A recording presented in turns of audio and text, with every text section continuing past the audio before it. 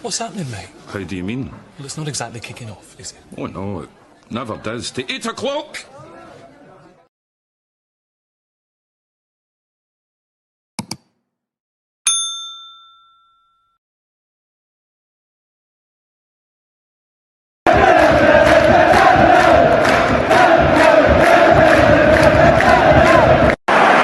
Sets up Larson here. Larson. Oh, he's in! Henrik Larsson! That is sensational!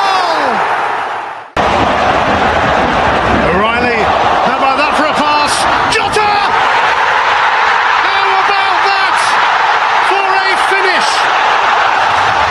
That is Jota for you! In for Henrik Larsson. And Moravcik!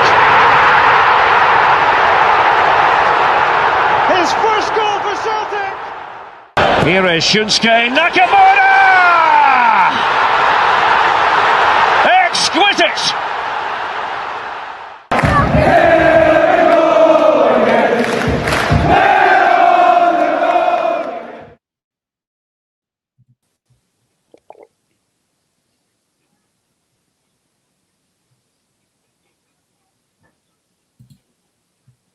Good evening and a very warm welcome back to the Celtic Unrestricted View. It's Monday night, the night after another Glasgow derby pumping, should I say.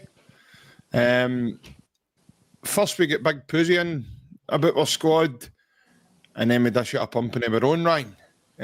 I'm JP, joining me tonight to bring it all in with us, get all the post-match chat and feeling as my good man, Mr. Ryan Clifford.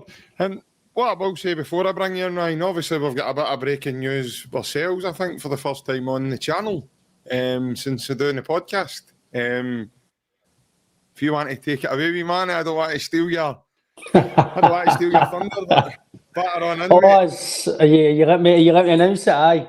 No, I'm not. I don't need to get the bus anymore. I don't need to get the bus to Partick or the half-10 show. The bus is away now. I passed my driving test at the age of 32. So, I'm all good, all happy. Celtic won in a final and I passed my driving test. So if Carlsberg's done weekends, then this is a weekend. So, so absolutely buzzing, mate, to obviously get that sorted eventually. And obviously back on here, mate, have a chat about a good victory. Obviously I was there myself yesterday, so brilliant weekend, mate. So, thanks for that, JP. Put me in the spot there, mate. But thank you. No worries, mate. That's why I'm always here. I like to keep you guys on your toes. You know how it goes. Well, obviously you weren't there yourself because Hampden looked quite full, mate. So it definitely wasn't just you. It was there. So just don't get too ahead of yourself and saying you were there yourself. I know what you mean. You were there. You were in person. You were one of the lucky ones to be there. I was in the house. Nearly broke my neck when Callum McGregor's goal went in right enough. Tried to do a roly-poly. Tried to do one of the Van Hal numbers. Turned into a Graham Murray tribute show by the end of it, man. Try to get myself back up. But, as you said, mate, a great win, great weekend all in, mate. And obviously great news to yourself, mate. So a big well done today and passing your driving test. No, cheers, mate. It's me now. I'm fed up running you about Ira camp, so that's me now. I'm off the hook. I think I owe you. I owe you Alan and Bev and loads of taxis, mate. I think I can take that Glasgow taxi sign off the back window. But you, Alan and Bev at 3 o'clock, Ryan, money picked up. Aye, well, that's it now, mate. That's it. That's what it's all for, mate. I'll say you phone me, Ryan, my pal, you picked up. Right, Bev, Alan, let's go, he's picked us up. Aye. Right, everybody get in. By the way, talk about what a laugh, man. Did you see the photo of Martin O'Neill before we get into this? Did you see the photo of Martin O'Neill at the airport with a woman and a man? Aye. Then he tells Jim Knight today he had to go down to London because he left his passport. That's absolutely tremendous. That's a typical Martin O'Neill answer. Because he says to Jim Knight, you don't get into, I'll not get into Denmark without it, Jim, as you know. Tremendous. Brilliant. Absolutely tremendous. But yeah, what a weekend. Obviously, we'll come to the football. Want to say a big hello and welcome to the show to the guys that are tuning in across the platforms. I hope you all had a great weekend also. We'll bring in some comments, as we always do at the beginning here. We've got Ricey Boy 1888. Evening, lads. What a performance yesterday, especially the first half. First to every ball, first to every second ball, and the energy from us in extra time was another level. Proud of the boys yesterday, was superb. And Jem, you're in. Evening, JP, Ryan, and the chat. Plunge is there as well. He says, evening, boys. What a day yesterday. Still recovering. The performance was fantastic. And the usual meltdown, glorious. G-Doc as well. Evening, all. Rubber Duck. Hail, hail, folks. Have we got anybody else? Yep.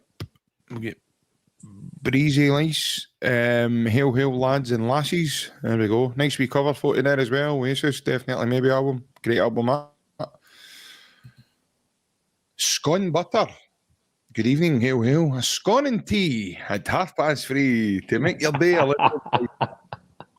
Sconio. How I wish that you were mine, lying on a tea plate there, covered in margarine. Ryan T says he loves the intro. Thank you very much. Took me all my time to get it sorted for us. But yeah. Paddy Power says King Kenny. Aye, what were the odds on that one? Definitely.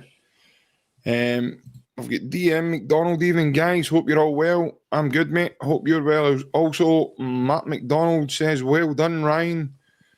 Thanks, mate. I've got a few ones there.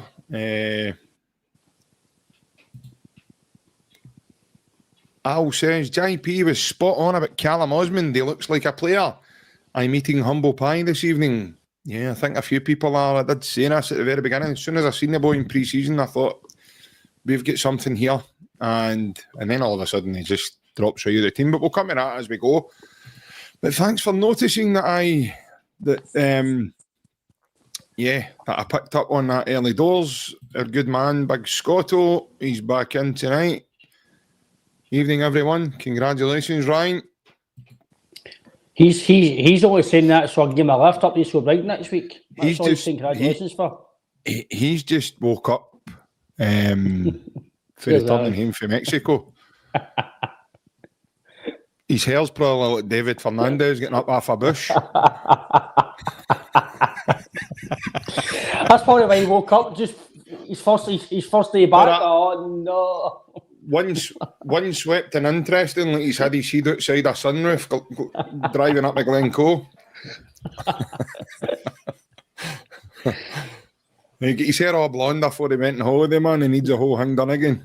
Or a blonde's blew off for that one.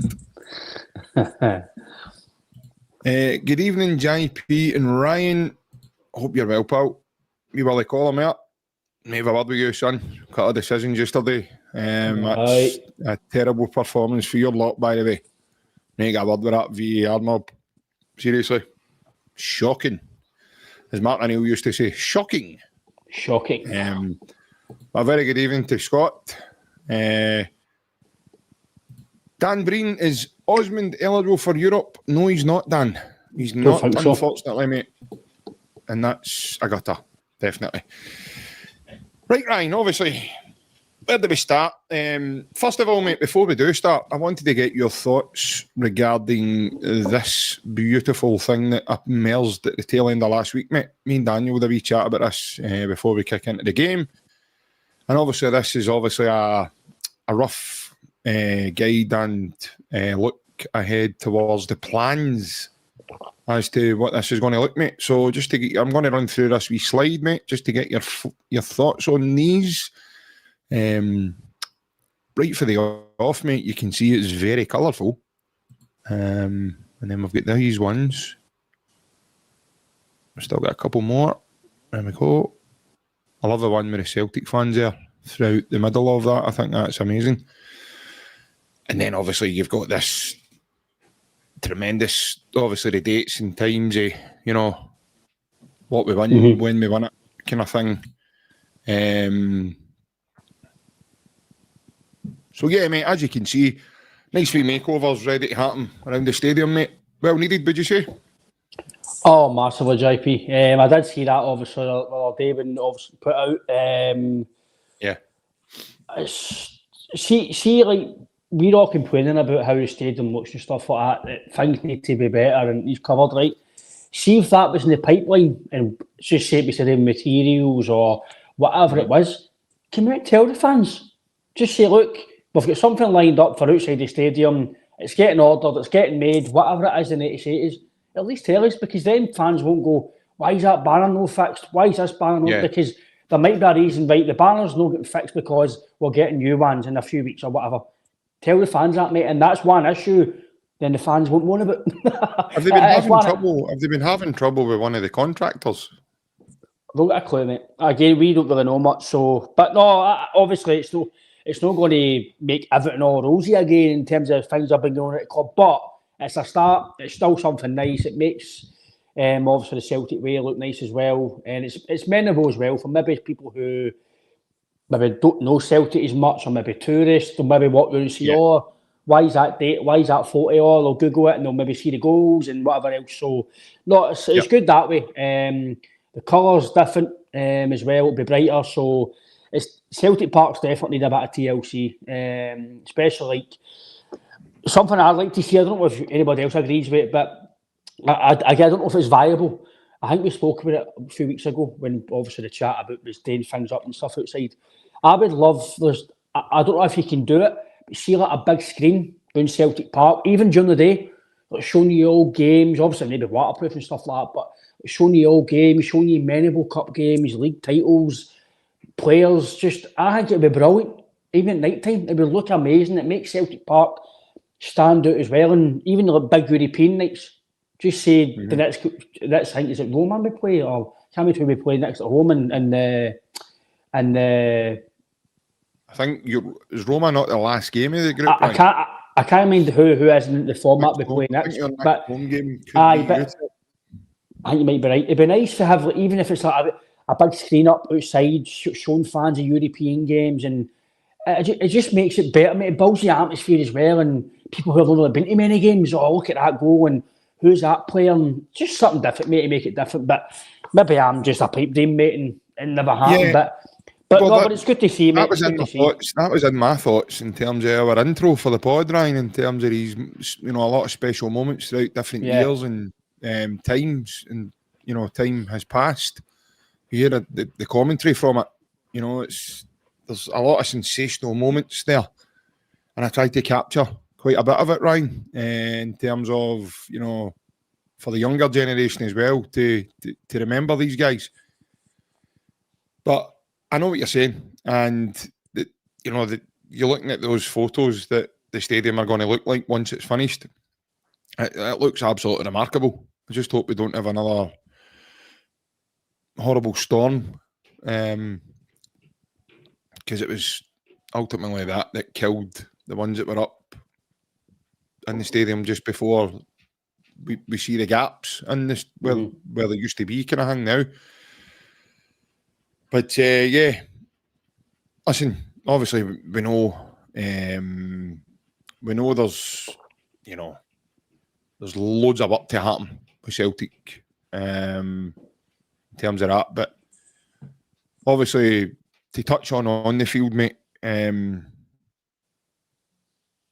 don't know about you, but I've said it on the podcast now. I think it was a stroke of genius to go and get Martin O'Neill when, under the current circumstances, when we were in a mini crisis in a way, because Brendan Rodgers had resigned, and a lot of Celtic fans at that point would have probably been worried.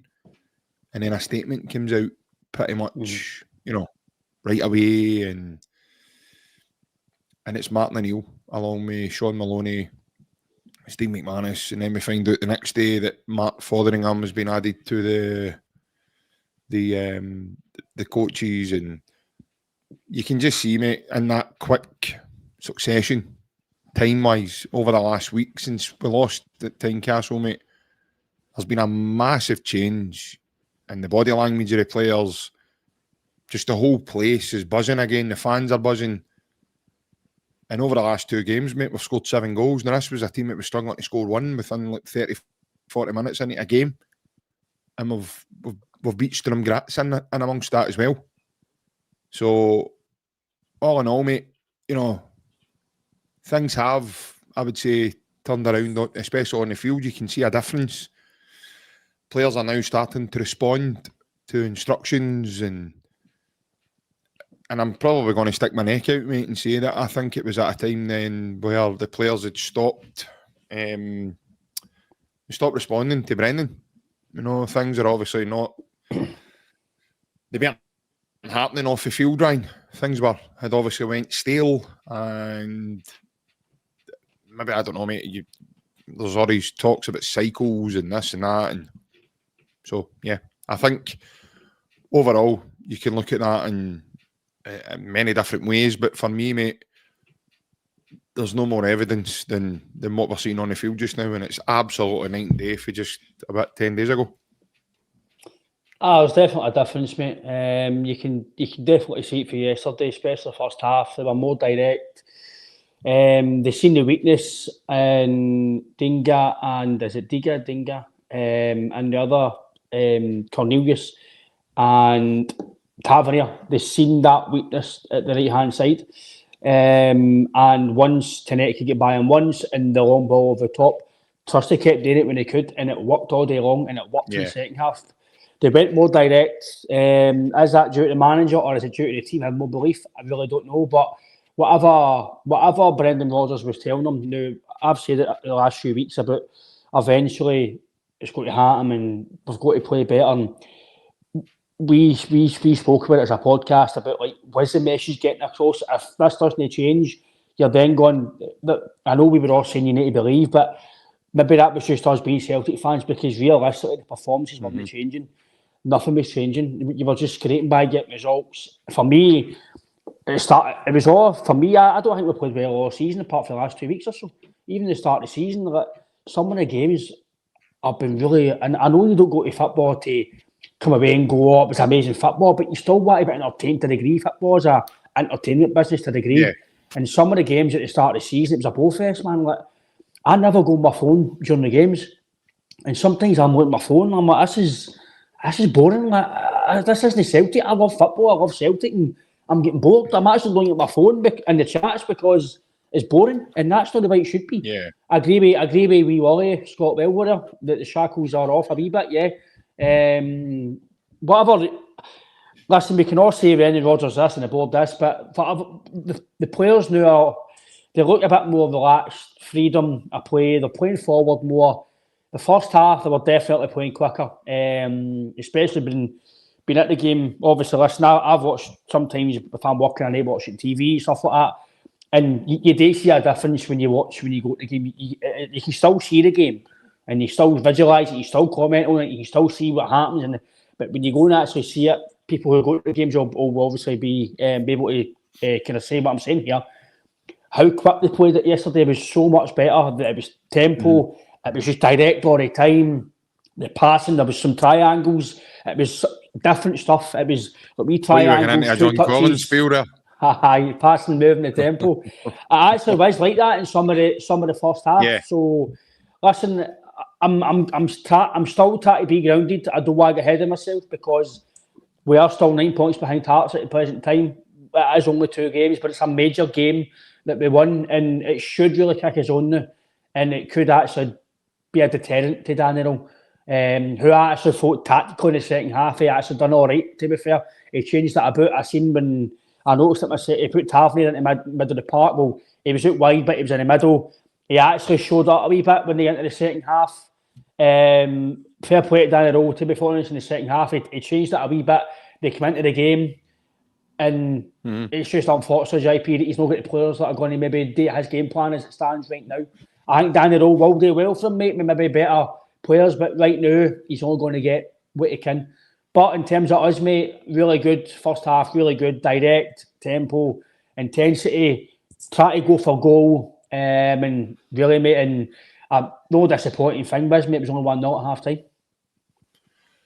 Yeah, definitely. A wee side track for a moment. There seems to be a Motherwell fan in the comments just now, and he's asked us a wee question to get our views quickly on this. Now, obviously, he's made a couple of comments tonight in regards to that Celtic and Motherwell are the only teams not to be liquidated. So he's kind of made a point there in terms of, you know, where we're going with this, and he then alludes to that he's been on the other side's podcasts. He calls it trolling. I call it having a bit of fun. He asked me, but so he's secretly one of us in. One of us in. It could be. Well, I think he's no comment. He's commenting positively on our chat tonight. But before we move on, I'll quickly give my views on this. He said, "Lads, what are your views on Rangers pretending to be the same club since 1872?" Obviously, we don't know your name, so I'll just call you Pal, if that's the best thing. To be fair, Somebody says it's Gordon Duncan. he's not a Motherwell fan anyway. Jesus, kids on if it's Gordon Duncan, he's no long just funny. I'm surprised he's still getting energy to even ask questions after his 2-hour show that he does on a Monday to Friday. But then you, Gordon, you're just a kid on Motherwell fan, so you don't get abused. But right, I'll give my views quickly on the way I feel, and I've said this for a number of times now. Since that, you know, giant of a football club at the time, since they went to the wall and they had to liquidate and go down the leagues, we all know the truth behind what happened, Ryan, in terms of the football club. And, you know, obviously one company owns this group of players, and then that group of players were allowed to move on. They had to start again. They had to seek new membership for the league and stuff. But I've always said it's a cultural problem with the football club. Now, this is something we've seen since they've come back up the leagues. It's a cultural thing. And unfortunately, you've got a lot of your old school supporters are still with there, and you know they're still synonymous. That in their heads, it's still the same football club, and it still represents all the same morals and everything else. But it's two different football clubs. The old Rangers is what I call them, and I've even called them on this, Ryan. We are synonymous with winning. I'm an 80s baby, so I grew up in the 80s and the 90s watching Rangers dominate, watching Rangers win everything. Little did we know even then, you know, that Govan was a tax haven. It was, you know, a lot of it was done undermined and under the radar. A lot of it was done by cheating, as it was proven in the end, is the best word I could use for it. Not just one club, but they're full of Scottish football. So when that happened, the culture hasn't changed. Their football culture is still the same, but right for the off, Ryan, their motto and the memo for them has been to stop Celtic. But the thing that they've forgot for me, Ryan, is the rest of Scottish football. They forgot teams like Hearts, Motherwell. They forgot there was going to be hiccups in the road. They forgot that they you know, for me, some of the fans, Ryan, I firmly have a belief that their fans just have totally evaporated a memory of 2012, and they're just trying to continue like they are, they're still the same. And they're vast changes, mate. I mean, the changes are it's glaring. It's a different football club altogether, you know, and the football club's, you know, fundamentals are totally different than the old football club, because the old football club is synonymous with winning. This football club isn't. And apart from the odd, you know, Harry Ramsden's Fish Supper Cup, I don't know what you would want to call that. You know, apart from some trophies, you know, any success their football club has is going to be intermediate. It's going to be in the short term because they don't have a longevity and forward planning. So that's basically where I see it, right? No, I've always said, listen, obviously right now as it stands, we're not in any great stretch in terms of the board level and the fans and the managers left. We're starting to come a wee bit together as a fan base. We're trying to obviously, we just want the best for the club. Listen, everybody's got opinions about certain things. Can I just say, by the way, there's a couple of comments coming in about the Fish Supper Cup. I called that because it's the Harry Ramsden's Cup or whatever it was called. So that's why I called it. I'm on about things, etc. from the start because I just want the best for the club. It's not that I want people out. It's not that I want managers sacked. It's not that I want players sold. Maybe I've got high expectations because we are so much by winning. So I want to keep winning. I don't want to go and have to then go at 9 points behind Hearts and no have to buy players to keep you. We shouldn't be in a position where we are. Listen, I'm not entitled. You're going to lose the odd game. You're going to draw the odd game. But Ryan, can I just say as well that the reason we are synonymous with winning is a man that's back at the helm just now. He started it. He started. He changed the whole. He changed it all. So listen, I've always said that I've got some of my best mates are Rangers fans, and we all have banter about the football and stuff like that and stuff. I've always said that it's no untold behind the scenes changes with Rangers and everything else on the park won't change because it's still the same. There's players come into the club and they're thinking, what's going on here? We're getting booed at half time. This is what's going on here. Like it's for me, I don't really take much to it, mate. But listen, we all know what happened.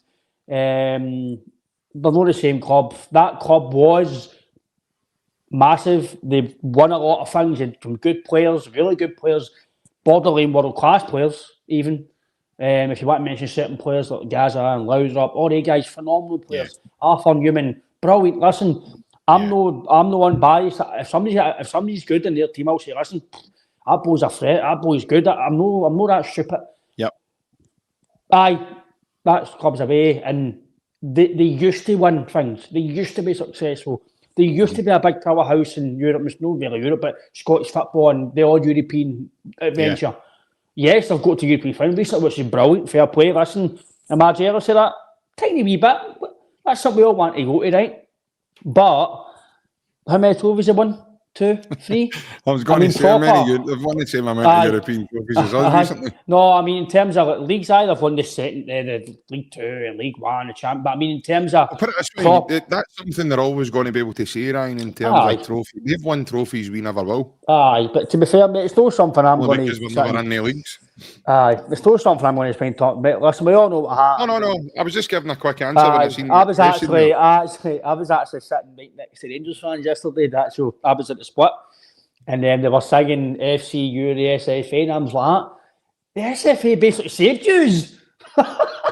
They put yous down, but they saved you. Everybody could have just went, see yous later, you don't get back in. But we all know about the 5-way agreement. We all know what happened. Rangers shouldn't be here.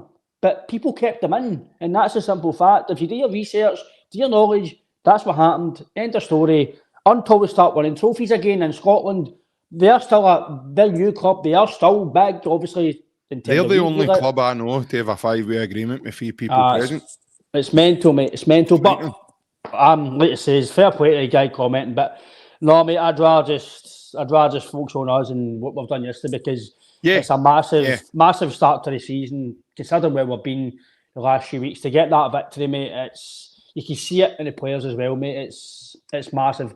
Some of the interviews after the game we'll touch on. The players just looked for me, mate. Like I says, with the first half, I thought it was really good. The intensity, it was direct.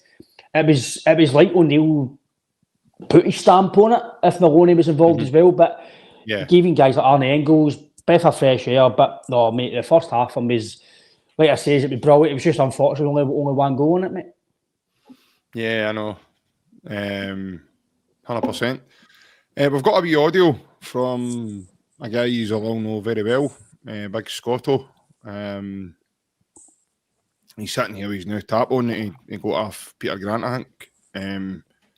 He'll see that in a wee second. I'm just going to let us play and then obviously we'll touch on what Alan's feeling here. No, Alan, it's probably coconuts he stole off one of the trees in Mexico or something like that. Do you know what I mean?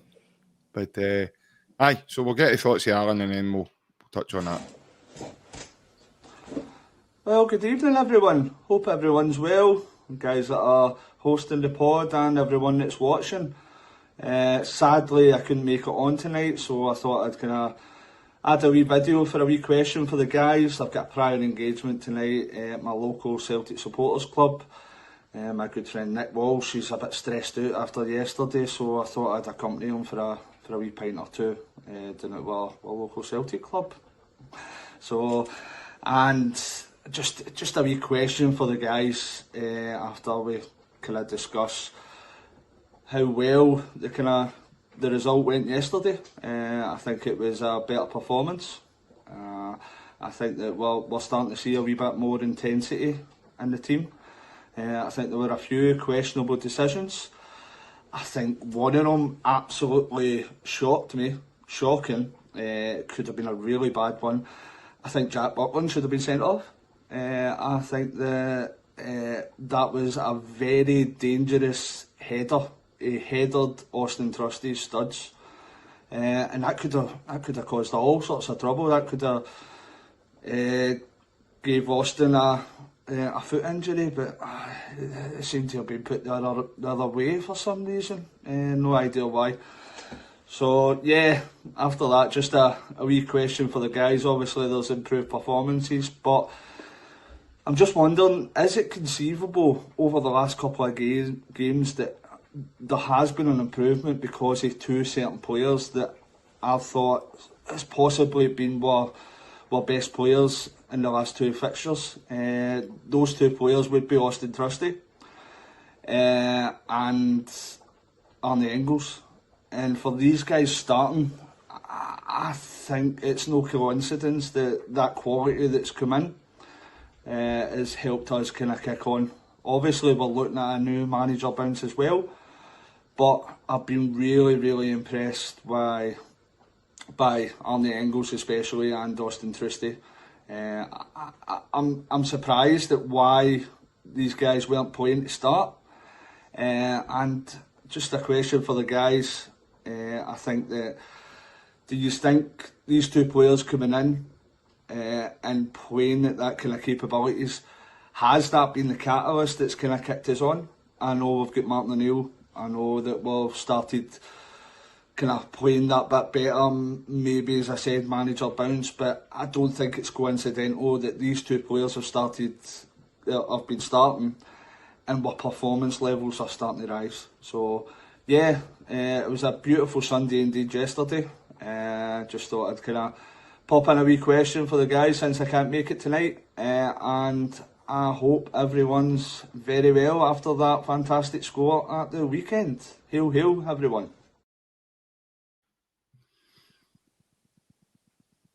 Well, first of all, I can assure everybody that Nick Walsh is in good nick now after getting a cuddle off a big fella down at the Celtic Supporters Club.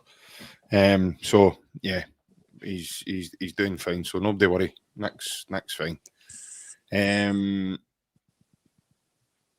Yeah, obviously Alan's question there, Ryan, in terms of the two lads that have come into the team, mate. What's your thoughts? Thought Austin Trusty was sensational yesterday, so he was. Liam Scales is very good as well. The two of them were very good yesterday as a partnership, but just obviously in this question, I'll touch on Trusty.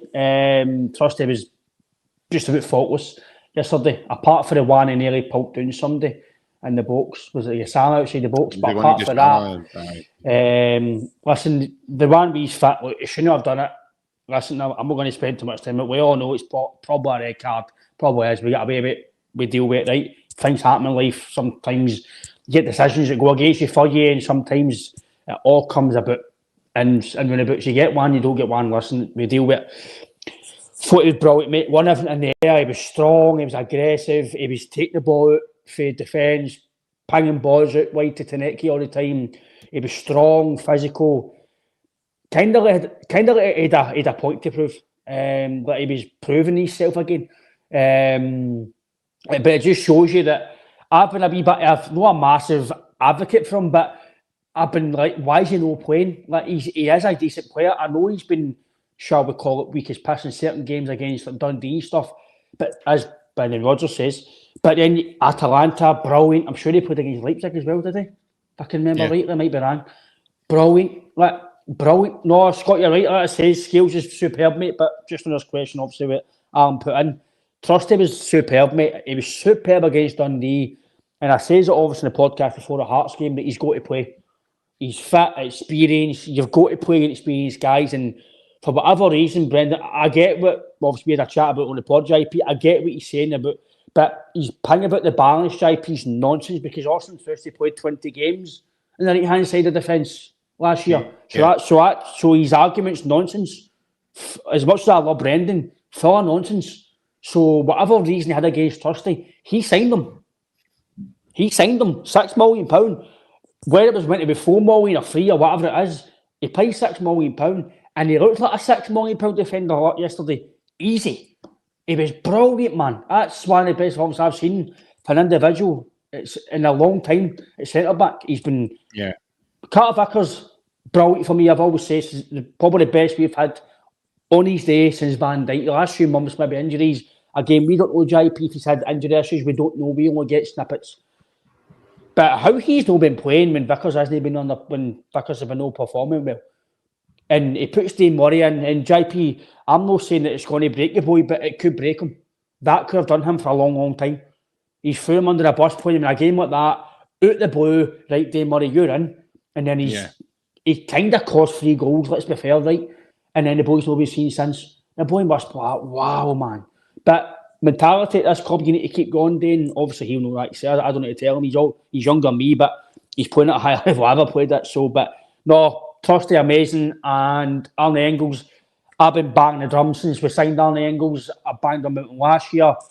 This year, I've been like, maybe I've got it wrong. I know I've got it wrong. There's reasons behind why he's underperformed, and it's probably Brendan Rodgers. I love Brendan, but he's playing him now. O'Neill's played him in his position where he plays, where he should be playing, and look at the difference.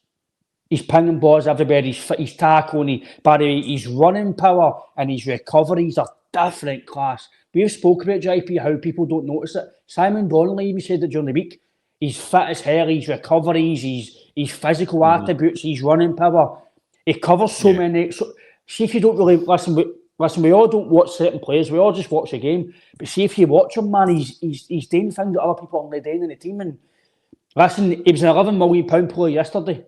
Trusty was a £6 million player yesterday. So I've kept saying about them, they've not been failures. They've all added to this team last year, and they added it the last 2 games. And I'm agreeing with Alan. Don't know you feel, mate, and some of the commenters, but there's no coincidence that they two are playing in. Obviously, Trusty, that's when he plays centre back, but Engels plays in position. McGregor's playing in the position where we all know he plays it. Nigran plays in position, and it lets them all go together.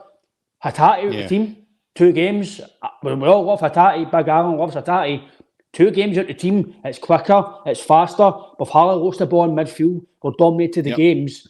So maybe he's moved quicker sooner, but it's all hindsight, mate. But no, phenomenal, mate. And the 2 of them deserve to be in the team going forward until they underperform. Yeah, well, first of all, I want to put my hands up again. I seem to be doing this quite a lot on this channel. I done it with Kieran Tierney. I need to do it again now, I'm afraid, with Austin Trusty, because wow, I don't know what even James Forrest as well. I don't know what Martin's put in their tea, but Jesus Christ, get them it in tap, get them it, make sure they're getting it. Make sure they're getting it regularly, because it's remarkable, absolutely remarkable. The difference. But again, it's about belief. I think Martin showed a kind of belief in the team. I think there's a combination between, as Alan touches on, the 2 lads coming into the team and playing the way they are. There's also a combination in that, we've got that belief now because of Martin O'Neill and the coaches. I think they've come in and quickly, which for me it got away from them a wee bit. They've quickly reminded guys like Casper, Callum, so on and so on. They're quickly reminded. And Martin O'Neill's highlighted this now in a couple of his interviews and pressers, Ryan. He's mentioned the word serial winners, which is why I've put it in tonight's heading, because I think that was important, and that seemed to have got forgotten about. it's, you know, it's one of those things. Austin Trusty's been colossal, absolutely colossal, and I think Scott touches on Liam Scales, but the Liam Scales thing's been happening for the start of the season for me. I think he's been absolutely tremendous for the beginning of the season. I've not a problem. I've actually never had a main problem with Big Scales. I've actually been one, as Brian will probably tell you, if any's tune in often or not, I've been a big advocate for Liam Scales. I think where the lads came from to now, and he's got his sell in the team now. He's under now a different man. By the way, Martin, he was not just come in and went, I'm just going to keep going the way Brendan did. No. He's made changes. He's brought in Austin Trusty, who was nowhere to be seen.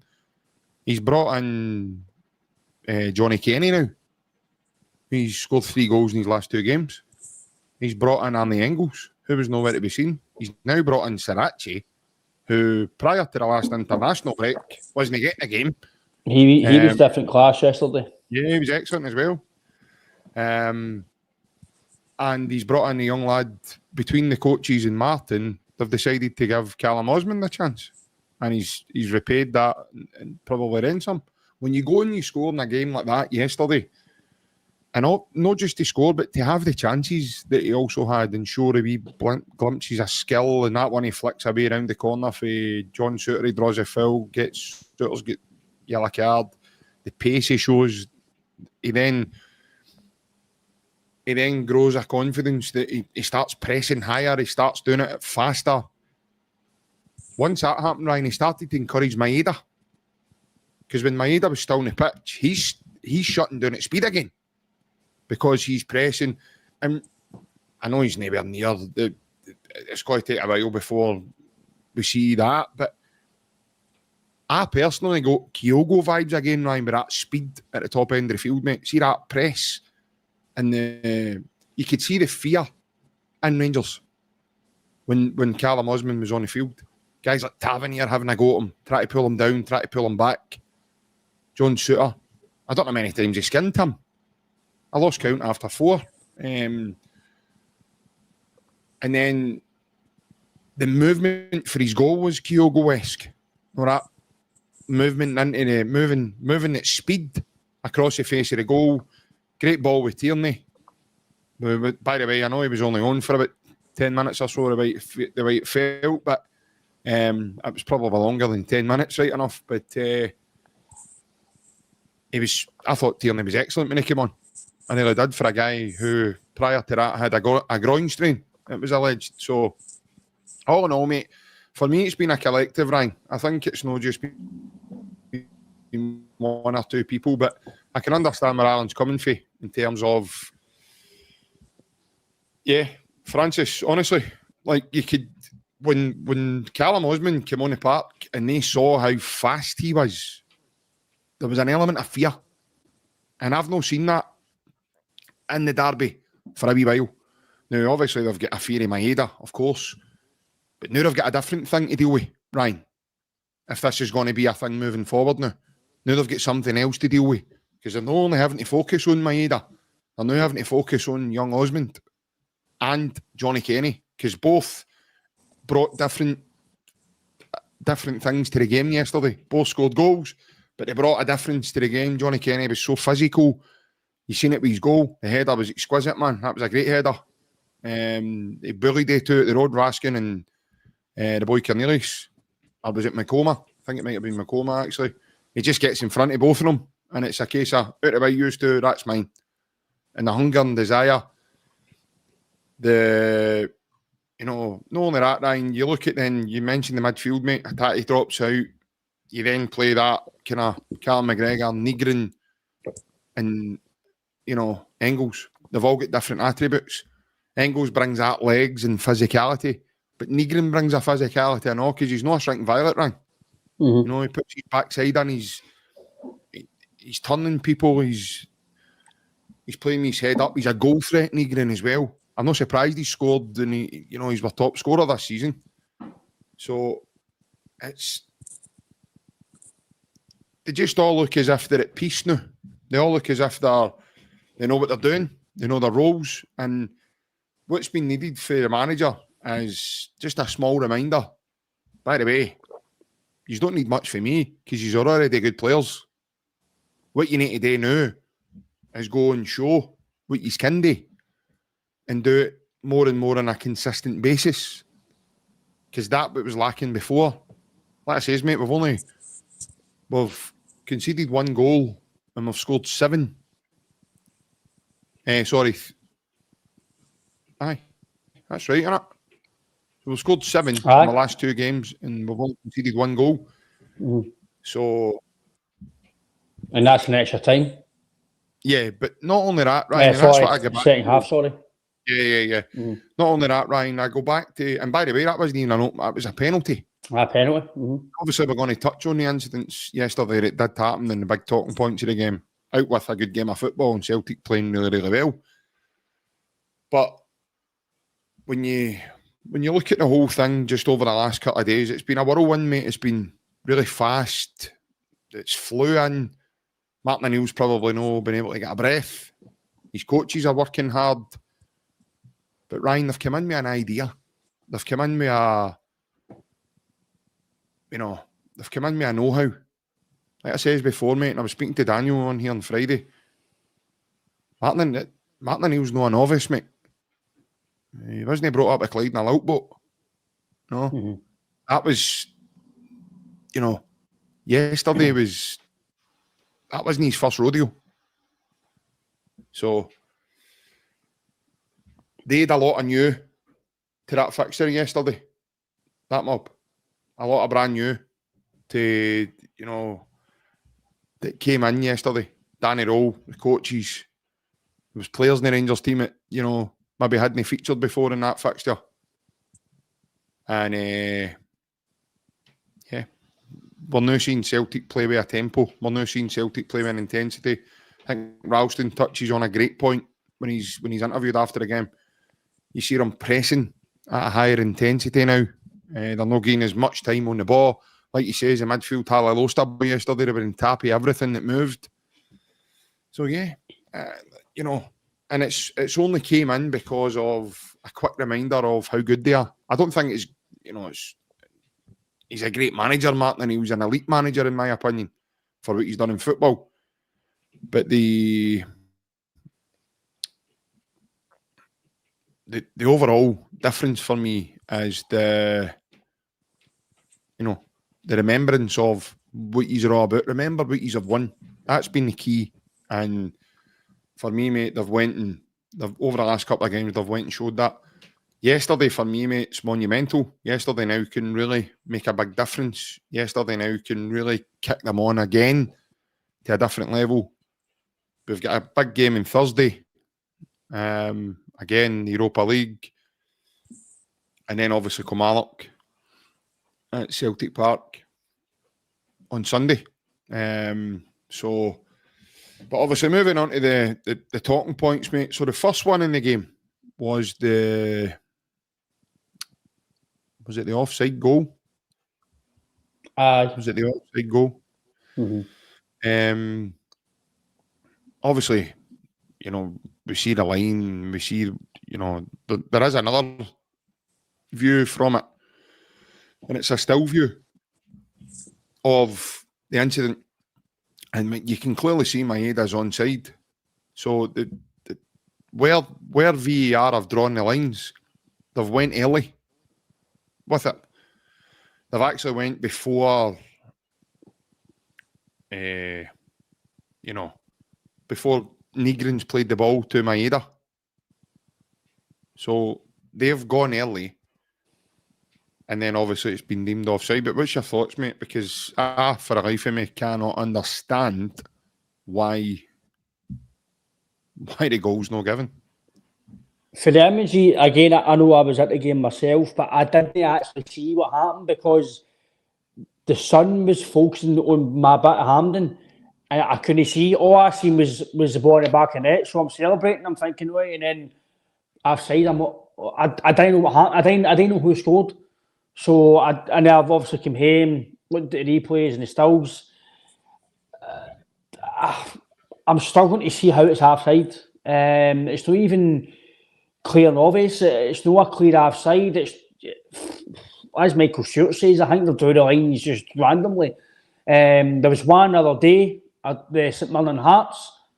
They've gave, I think there was one offside with that as well, it was never offside. So again, this technology is meant to help, and it's no helping, because just as well we won the game yesterday, because again, at the time in the game, I can't comment.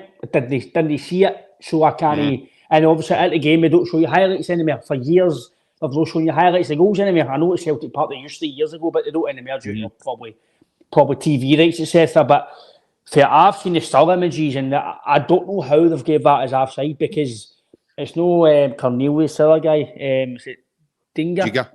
Giga. He's playing him on side. You can clearly see that Maeda's he's either on line with his foot, or he's just in. For me, he looks on side. I'm struggling to understand that they've gave that offside. We'll probably hear it on the Wally column next month or the end of the month when he comes out with the VAR.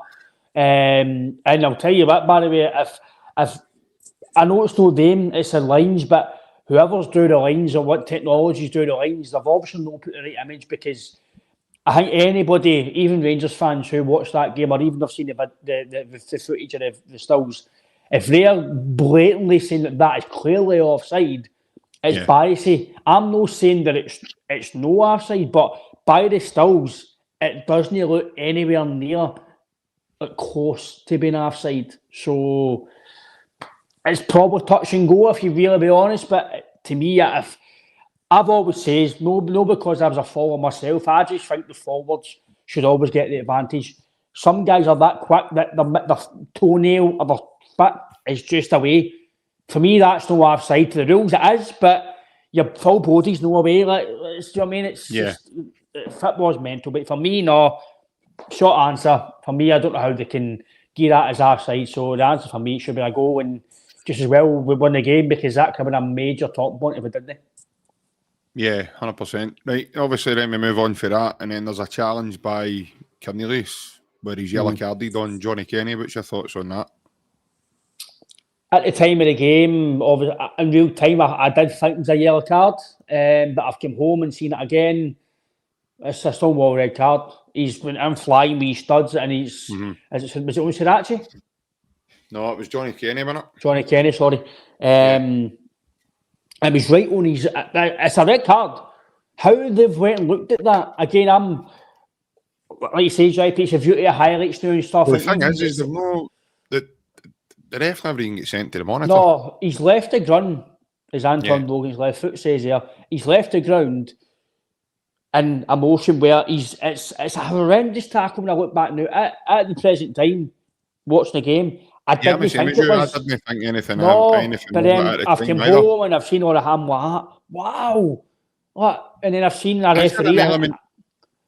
Is there an element, Ryan, that, you know, is there an element, again, I'm obviously trying to be as unbiased here as I can, because you've got to be, but does he nick the ball and then that's the follow through? But although he's been yellow carded as well, bearing in mind.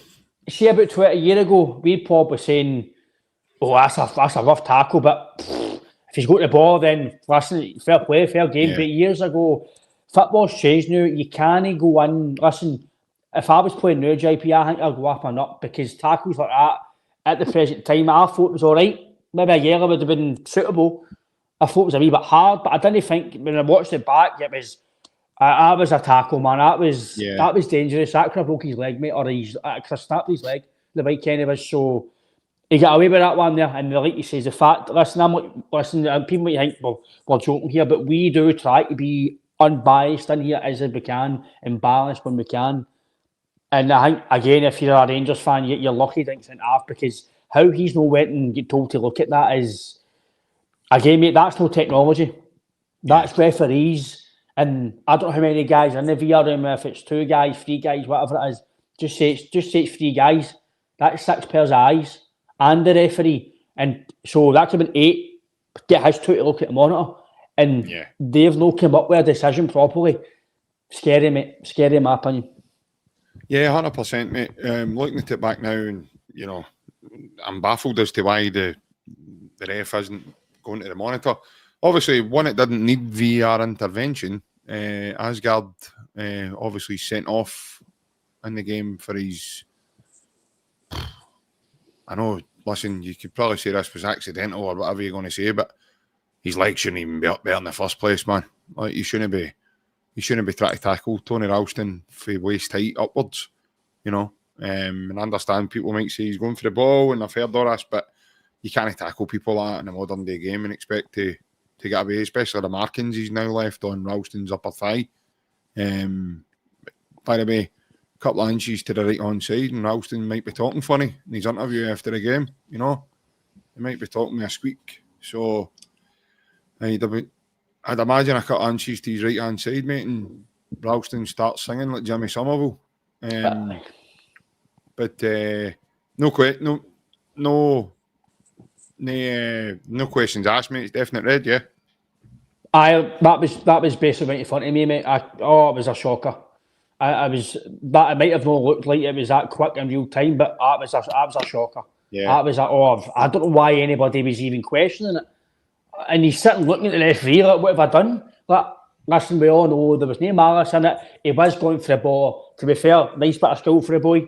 And he's just went for the ball, but he's went a bit forceful, very forceful. But listen, it's accidental bit in football these days, mate. You can't do that. You can't lift your foot. Yep. The referee had no choice in the off. And the fact that it actually even went to VAR is again scary. The fact that he had to go and say, is this all right? You're the referee. This is why, JP, for me, the VAR... The ref on the field of play gave the red card, didn't he, before VAR? But then he's obviously been told in his ear, but he's like that. He's having to decide whether it's still a red or no. I don't... This is crazy, mate. Like, there's referees in that room, wherever they are. They've got TV screens. The referee's right in front of it. He should be the guy that gets the main say-so. No, the guys in the VAR room. They shouldn't be telling him, right, you need to go and check. He's seen that as a red, blatant as day. It wasn't clear and obvious. It was obvious it was a red card. So, short story answer, mate. Red card all day long, and you can't moan about it. Yeah.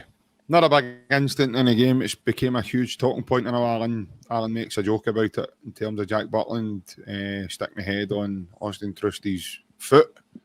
But in all seriousness, mate, I'm in disbelief at this moment, mate. I don't know what Austin Trusty is doing. I really, for the life of me, I still can't fathom it. Why he's even in this position. But then he dangles his leg out and makes contact with Jack Butland. Now, people can say, well, you know, it's minimum, it's no meant, it's no, you know, for me, I'm surprised that never go to the monitor, Ryan. I really am. I know he gave Austin Trusty an automatic yellow card. I'm surprised the game wasn't stopped at that point, Ryan. I really am, if I'm being honest, mate. I think potentially Celtic get away with one there. Oh, big time, mate. It's a red card. I'm laughing because I'm just disbelief you. I'm disbelief it didn't get. Again, I'm being honest, at the time in the game, I didn't know what happened. I didn't know what happened. I seen the game, but I didn't know what happened. I knew Trusty went for the ball, but I didn't know he hurt his head. Yeah. I didn't see it where I was sitting. So, again, this is usually I've all got the beauty. I've seen it kind of in aspects before me. I had to come home and see what happened. When I was walking home, I seen the highlights. We got away with that, didn't we? He's went for the ball, and then he's kind of a wee bit naughty and went, oh, there you go, Jack, have that.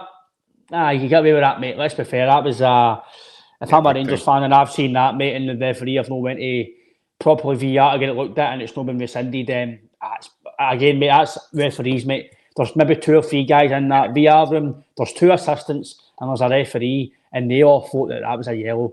Again, mate, it's concerning that these players are going to get hurt, JP, if this is the way they're going to be refereeing. Now, we're all Celtic fans, but they guys are still human beings. Mm-hmm. That's their job. You can't kick them in the head, mate. Doesn't matter if it's accidental or no, you can't do it. So, red card all day, mate. I can't believe we got away with that. Mental. Yeah, I'm the same. I do not know how there's no conversation happening at a monitor at this point. I'm in total disbelief. they've just went down to 10 men. We've got the upper hand that way, and then he does that. And then I'm thinking to myself, why did you do that, man? He could have ruined it. What was a very good performance from him, Ryan? He could have ruined a moment. One thing I will say is, mate, see, as soon as we get the red card, again, I don't know if it's a mentality of that Rangers team, but every fibble we made, it was always get the book out. They were trying their best to get Celtic players off. Every fibble, they were moaning at the referee, moaning at this, moaning at that. I'll tell you what, by the way, I thought Ralston, I know we'll talk about it, but I'm not including the penalty in this, right? This is before, obviously. After they get his first booking, I thought Ralston was lucky to sign the puck. He's just foul after foul after foul. I'm like, Tony, you need to... I was actually... We all know I'm no Donovan's biggest fan as yet. I was actually saying you need to take him off. You need to take him off because he's going to get sent off. Donovan wasn't even on the bench. No, that's what I mean. But a guy next to me said that. I went, no, you need... I went, oh, no, he wasn't. At the time, I was like, no, do you need Donovan on? He's like, Ryan's not. I'm like, oh, so there he is. But he had to change something because he was going to get booked again. It was a wee niggle fouls, he pulled somebody back. I'm like, oh no, he's off. And the ref let it go. I tell you what, by the way. See, as much as people can have a gripe about Tony Ralston, right? I love his aggression, right? No, listen, but I'll tell you what, by the way, see, I don't want to criticise any player, right? Because everybody was good yesterday, right? But see his body position, mate, certain things. I'm like, Tony, man, like you're selling yourself. It's like, what are you doing? Like you're selling yourself, man. But no, listen, his attitude and stuff. But like I says, see, that's what we ask for as players. I know you touched on it briefly about the pressing and stuff. Now, I'm going to actually give the players a wee tiny bit of criticism for this because the manager doesn't stop you pressing. As an individual, as a player, as a team, I get it's all about belief and confidence, but a manager doesn't tell you can't press a player. If he does, then he's I can understand why he's had to either been told to resign and he's been binned because you as an individual, you press as soon as you... I loved that yesterday in the first half. That it was... We blocked him in all the time. We made him play it back. That's all I ask. Jake, we all played football. I'm not saying about professional, but you played at a level. See, as long as you're playing it back, they can't score. Yeah. So see if you're just shuffling across and playing it back, that's all you need to do. They can't score for them. We stopped them playing. Majority of the maybe 15, 20 minutes second half. We let them back into it, but the 10-man killed us. But for me, like you mentioned with the boy Osman, mate, again, I'm not apologising fully just yet. I'm a wee tiny bit of apology to guys like Kenny, Osmond, even if Simpson Prusier comes in. We have not seen these guys. Mm-hmm. So when you don't see our guys play a lot of games and they're not in squads, you shouldn't really do it. But like I mentioned on the pod the other night with you, and I've mentioned it obviously on the phone the other night, Odin Holmes apparently struggling with his calves. Has he been struggling all this time for the last few years? And we're saying he's hopeless, he's not good enough, why we sign him? Yeah. And he's mentally probably struggling, physically, he just can't play at the level because he's injuries, right? Osmond he's probably a decent player, young, decent player. Johnny Kenny, I still don't, again, right now, I'm not going to jump the gun and say that same number 9s now, that same longer term. We just need to play it game by game, let them come up and see how they go. But they've got something to work with, right? And the fact that they've hardly been seen when we've been struggling, what's the manager doing there now? My first protocol is they must be no good enough. They're known squads. I'm even getting on when we're in cup games. Kenny's not getting a lot of game time in cup games. They're not playing. They must be honking. We shouldn't say that, but without seeing somebody and the manager's telling them that they're not really doing well or they're not doing that. Yeah. So, was that maybe right about Nedovsky and Lagerbier? Because they're not Maldini, but they're actually all right, decent players. I'm not saying they're £4 million worth, but guys like Dane Murray was getting game time here, Lagerbielka, who was Beckenbauer at Celtic Park against us. Nedovsky played 3 games in a row. Brilliant. And then he's binned. Dane Murray, who was at away at Queen's Park. Yeah. Nedovsky would go down to the Championship and stroll it. Let's be honest. Nedovsky stole it in during the Championship. He was stole it playing with teams like Aberdeen. He stole it for us the most time he played. So then you've got to start questions, JP. Brendan, I don't like your way he's left, but again, until we find out circumstances, I'm going to judge anything. But what's he doing with players, JP? if it doesn't like you, or if you don't say hello to him, like you're binned, because it's happened to Arsenal players, mate. Signed, played the odd game, and then they're binned. The boy Osman yesterday he's strong. He looked a bit nervous, but into the game, he was strong. He's very, by the way, he's very, very quick. He's aggressive. He's that naughty. What I love, that wee naughtiness. He was getting Taverny, he was getting suited it, like get it up you, and I love all that. Aye. And Johnny Kenny. You get booked off for leaving, man. On one of them. And Johnny Kenny, listen, I think he's hard up playing that. It's going to get a bit better, but that'll come.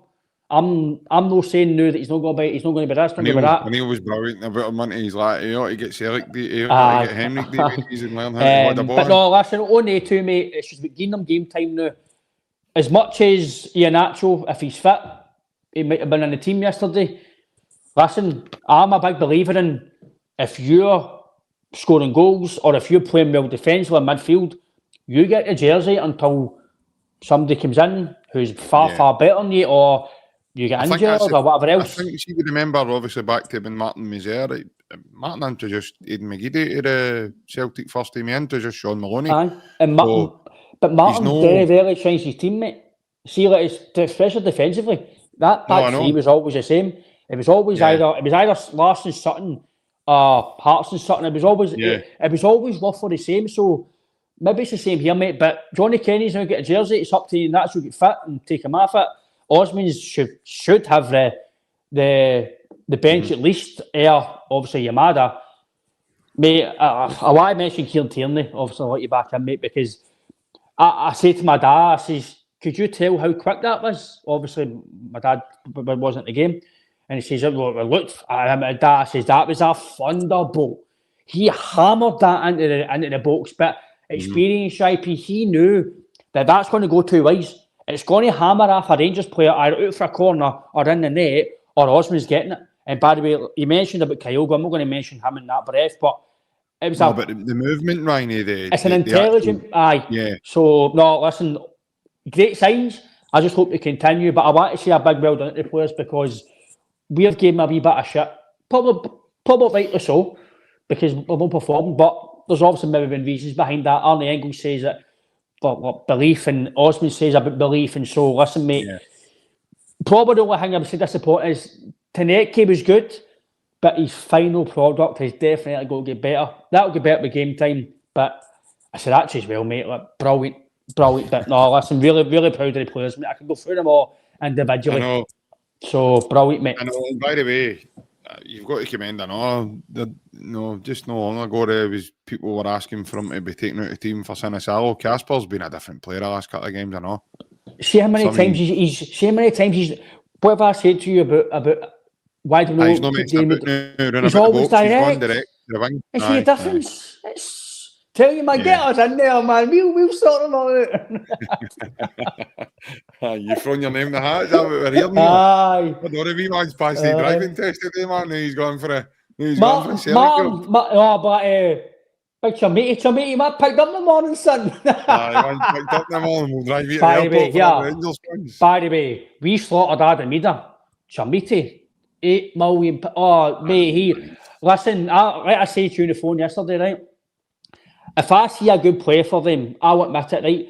Raskin's good, right? But he's not the player they think he is. He is a good player, right? To be honest. No, right? Man, he's not even getting a five. But I'm telling you, they two guys up front, I don't want to be disrespectful, right? Because they're playing at a level I didn't play at. Right. They're honking, mate. The touch, the hold-up play, how they've made it to that level. How he went for it. Mate, what did we do, Dan? £8 million, they couldn't trap a bag of cement. Honest, I'm Lord Jesus. And I'm on soon. By the way, we're saying about Osmond and Kenny might not be good enough or might not be. You've got they two up front, man. Crazy, mate, crazy. But this is what I'm saying to you about. Francis, Ryan's getting a Honda Civic, mate. Francis, that will come if you sign up to the 10:30 show, and I need you all to pay for me now. Aye. These gave you a lot of backing through the years, guys. Come on. Back me. It's nice to be nice. It's nice to be nice. I don't mean back my back, but back me in financially, please. Aye, 100%. Back Ryan and the promises you'll never see a Honda Civic again. It'll be a Fiat Panda or something like I'll be getting. I love the headline yesterday. It was like Honda Civic free, red Honda Ulster one. That was tremendous. Honestly, mate, like, that's what I want to say. I'll let you back in, mate, and you can go on for a few minutes. I've ranted enough there. See, scouting players, right? Now, we're no experts, people in the chat. I've actually enjoyed the break, to be fair. No, we're no experts, mate, right? Me and you are people in the chat, right? Anybody who's played football, you don't need to play football. You can look at a player, right? How have they scouted certain... Listen, we've probably done the same, but I'm just talking about them, right? £8 million. You look at his stats before you even look at his footage. Honking. How can you then go and look at him? Doesn't he score goals? Does he hold the ball up? Does he control the ball? Does he run the channels? How did then you go, oh, we'll sign that guy. He looks good. We'll pay him £1 million. Look, I'm being serious here. By the way, your man upstairs in there's signed him twice. Mate, signed him forever. See if you're Rangers fans, no wonder you're wanting the guys out. Listen, I know we have a laugh, a joke, right? And it's good to see their downfall again. But serious matter, mate, right? As much as we don't like them, right? Their fans are getting absolutely drenched with the people that they get on the boardroom and all that. That's takeover. The guys who they've brought in to help the takeover, mate, they're clueless. How can you watch him and go, that boy's a player? Mate, help me out here. Not even that, Ryan. I typed in Patrick Stewart when he signed, man. That came up my guy out of the X-Men. Honestly, mate, help me. Honestly, Jesus Christ, I've seen Charles Xavier. Honestly, going to help me out. The guy at the back, Jigger, he's on books of Wolves. He's a Premier League player. By the way, Wolves paid £10 million for him. Mate, help me out, man. I know. Neil Lennon was brilliant, man. He says, you wouldn't even get to make a tea in my kitchen. I didn't know that. Did he? Oh, tremendous, man. It was Alan Hutton and Stephen Davis were talking about him, and Neil Lennon says, I'm telling you boys, I don't know what you've seen him, man. He wouldn't even get to make a tea in my kitchen, man. Oh, that's brilliant, man. That's brilliant. Tremendous, man. Absolutely tremendous. Oh, Can't believe he said it, man. Big McGrew was howling, so he was. The two of them were raging. Make a tea in my kitchen. You'd be able to make a tea in my kitchen, he says. Oh, that's amazing. Absolutely tremendous. But, Stephen Davis was on the telly yesterday, stunning his Bobby Boucher Waterboy outfit on for Rangers. Have you seen the photo today too? He wants to do he wants to be on his coaching team. And have you seen the photo today too? Steve Davis and Hutton, no? It's a photo of if Celtic went 2-3-1 up and two of them were sitting on mics going like that. Pure raging. All right. Just a normal day, then. I'll send you after this. Right. Brilliant. Just a normal day, then. It's just a normal day, mate. Aye. What we doing today? Ain't exciting. We got to get my hand in. All right, okay. Crazy like that. Just a normal day, then. It's just a normal day. 9 out of 10 derbies we've lost at Hampden recently, but we'll just go and try and see the winning all. By the way, if Danny Rose get his wits about him or whatever, I need to get a hold of Baz and see if Baz can maybe phone him for us and whatnot. But if Danny Rose get his wits about him, man, I'm telling you, it's your rank Stephen Davis. It's fucking Steve Davis. You need the snooker player, man, because you need snookers, son, to get you out of that mess you're in and out. Your rank Stephen Davis. Don't go for the one that used to play for Northern Ireland. Go for the one at Hodge Q. But no, listen, I think Celtic lad makes a great comment there. It's great to see smiles back on a lot of Celtic fans' faces. Yep. You can feel the confidence coming back. You can start to feel it coming back. And by the way, I noticed something yesterday. I know, and I spoke to my dad about this privately, and I think Sean Maloney's got more of a say in there than a lot of people think he has. Because he was dishing out instructions and stuff yesterday to them and you know, at extra time in the huddle and stuff like that, and you could see him speaking to them. Martin O'Neill was standing behind him, sort of thing, and he was doing it. Matt Fotheringham was speaking to the players as well, so you can see. I saw Steve McManus speaking to Dyson Maeda, and a couple of other boys. I seen him speaking to Big Trusty as well. Big Austin, Colossal, Liam Scales. He gave him a big cuddle. Gavin Stratton, I think he was doing the crossword with Stevie Woods yesterday. I don't think he was even. Yeah, no, you can mention obviously I thought Forrest and brought off the bench as well. Yeah, oh, he was tremendous, mate. Absolutely tremendous. I don't know, like I say, I don't know what I'm putting in this. Probably be nutmeg. But see you later. Oh, see you later, son. My bye. Then he slipped into Osmond. See before Osmond, obviously, at that point, my dad texts me saying after when Osmond tries to cut and hits the ball low into Jack Butler, my dad texts me saying, "You're better with Donny Osmond." I was like, Jesus, you're ruthless, my dad, man. My dad was always like that when I was younger, but man. I remember one time I was trying to tell a story about modelling my game on Paul Meeks Day. I just heard the voice behind me going, "What the fuck happened to you?" And it was my dad.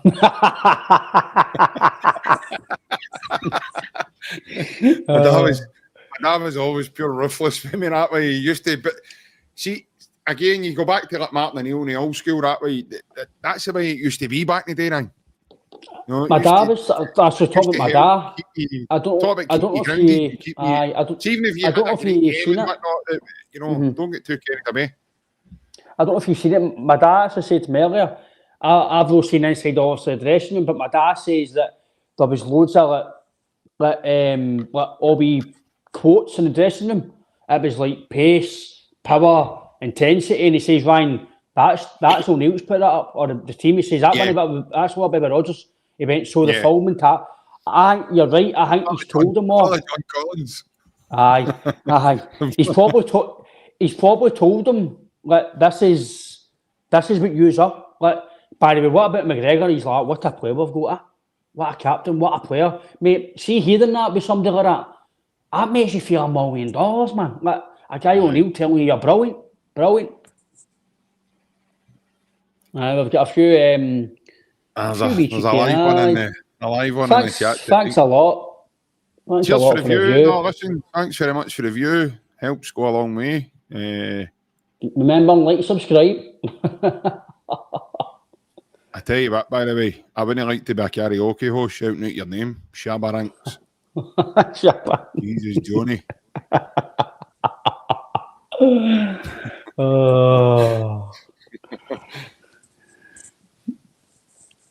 Please don't tell me you sing "It Wasn't Me" with Shaggy. It wasn't me. It wasn't me. It wasn't me. It was Dave King. Oh, fair play. If you want to watch a Celtic podcast, fair enough. If that's a guilty pleasure, then fair enough. All good. Well, that's it. I mean, surely you must be fed up by now. Surely, man. You've got to be fed up by now. Tavernier disappointed again. Oh, no. Aye, 100%. I mean, a name like Shabba Ranks, so come on. You've got to be doing better. Fair play. Fair play. Well, that's it. Listen, we've all got our crosses to bear. It's no your fault, pal. It is what it is.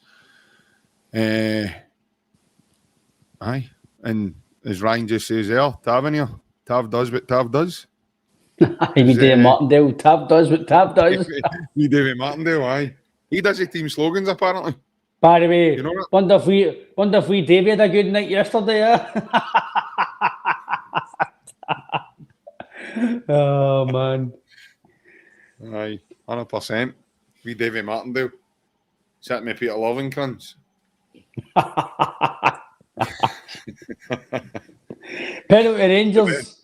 Penalty Rangers. It was Scotland versus Denmark, I know. Yeah, brilliant. Brilliant. Man. He's brilliant with that, man. Tremendous. But, no, seriously, I mean, all kidding aside, like, you know, them and,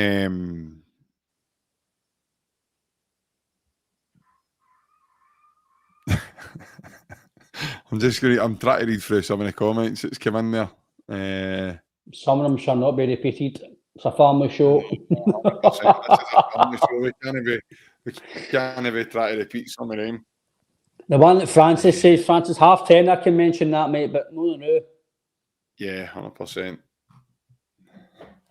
What's about Thursday? What about Thursday? Touch on that before we go if you want, aye? Obviously, another big talking point yesterday, Ryan, was a penalty. What's your thoughts? Again, at the time, I just seen Ralston doing it. I didn't see it. Didn't see a handball, so I can't comment at the time. When I came home, I could understand why it was given, and then I've looked at it again. Anthony Ralston's fouled by Majovski. He's tripped up the box. He's like rugby tackles in the box with Majovski. He's tripped. And the only way your natural instincts, if you're tripped, is to fall down. Now you see players when they get tripped, they go that way and they fall back. That's not natural. It's natural to fall forward. And he's explaining what he's done. He's felt, JP's felt at this. He's dived down his horns at this. He's no like, listen, I can understand why it's been gave, right? I can understand it, right? But it's harsh in my opinion. It's harsh. Majovski's tipped him, it should have been a foul. If people think I'm clutching at straws, listen, fair enough, maybe I'm up. But it looked a foul to me in the box. Yeah. And it's harsh, but listen, football now with the VR and all that, you're giving yourself a potential call at a penalty. So I think it was harsh. My biased head on, it's not a penalty. Unbiased head, I can see why it was potentially given, but listen, it just as well doesn't matter now, but I don't want to be pure biased and say it's definitely not a penalty, but it was soft, mate. So that's all I can say. It was very soft. Aye, 100%. When I seen it in live play, Ryan, I really didn't think it in there. I thought it hit Ralston on his kind of rib cage, the side of him. I never thought it in there. And then when the ref gave a penalty, I thought, well, all right, let's see that back. And then I see it again, and then, like you mentioned, you've highlighted it, but not only does Majovski impede Ralston, he then has 2 goes at him. Mm-hmm. So he tries to push him with his arms, and then he has a go at him with his legs. So he tips him up. I'm not going to start crying over spilt milk. It is what it is. He gave a penalty. But if you're getting penalties for that, man, you'll be getting penalties every 2 minutes, you know. But again, I can understand why it's been given. You know, it's been deemed as Ralston threw his cell in front of the ball. The ball was, they were saying the ball was more than likely going goalwards. And yeah, as I say, but did it help them? No, it didn't. They tried to do their best to help them, but obviously it never happened. And if, by the way, if it did help them, then Shabba Ranks and Shark Watch or whatever their name is, when they commented on our podcast tonight, I've got an actual suspicion that it's actually Elias Accounts of Bonnie Blue. I think it's Bonnie Blue watched this. Bonnie Blue or Lily Phillips in it, one of the two. To be fair, they've got something common. They do get pumped at the weekends as well, so that is what it is, as they say. But aye, as I say, it's, you know, that was the bang burst the way home, wasn't it?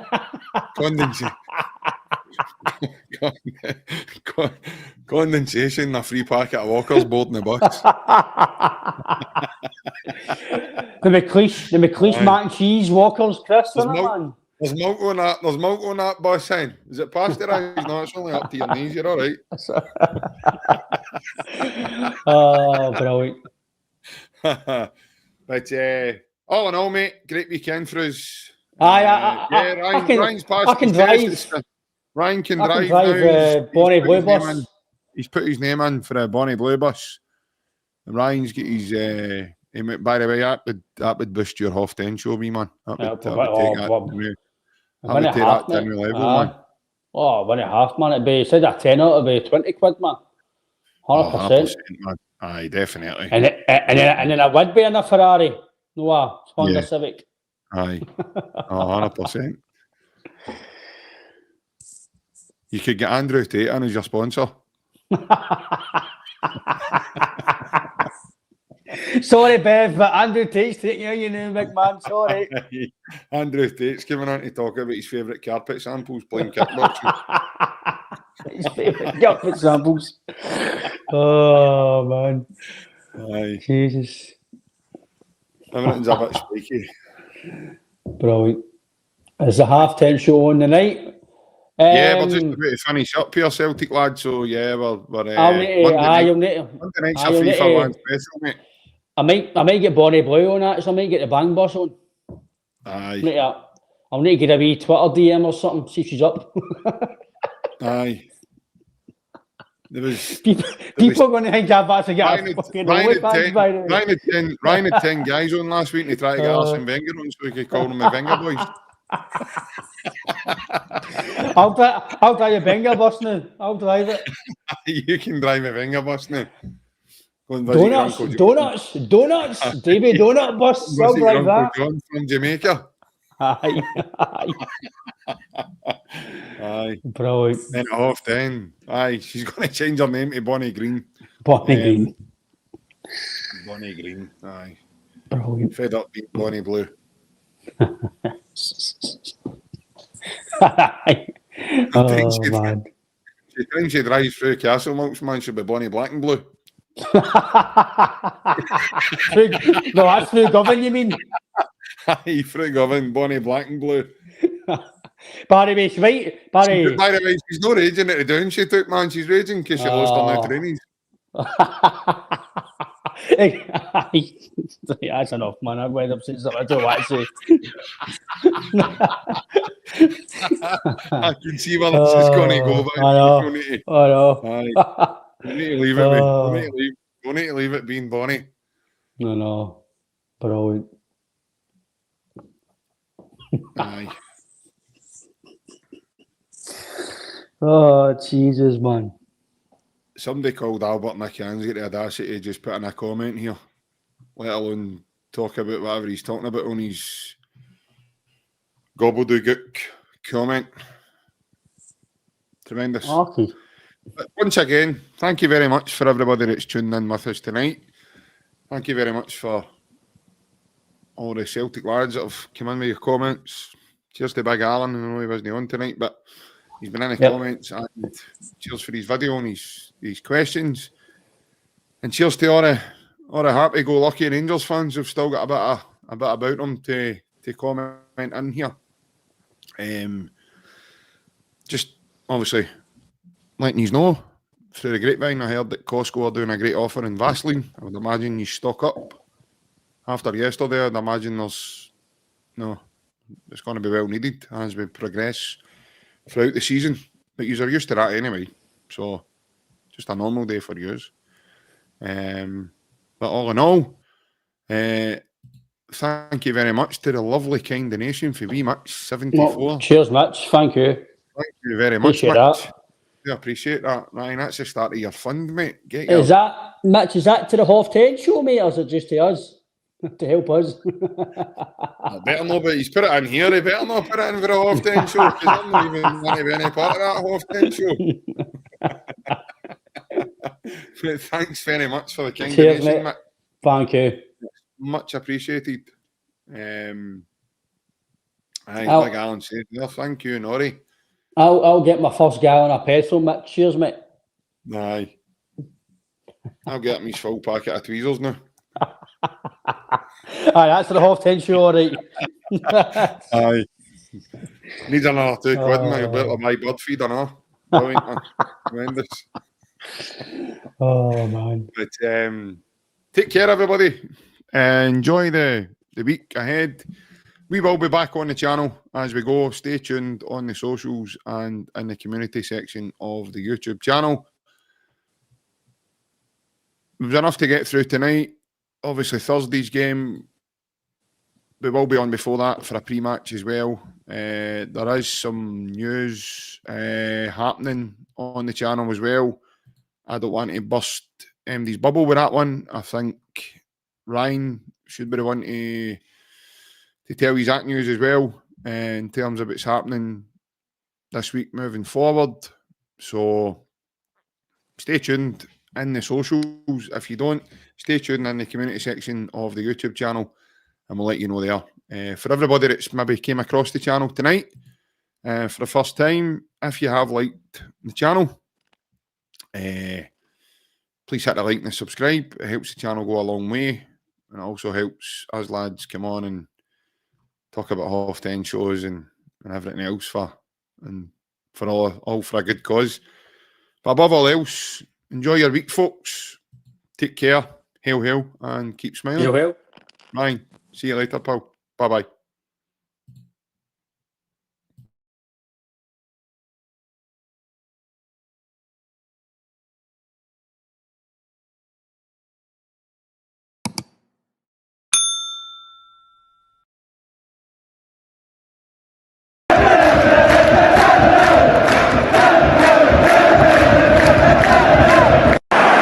Sets up Larson here. Larson. Oh, he's in! Henrik Larsson! That is sensational! O'Reilly. How about that for a pass? Jota! How about that for a finish?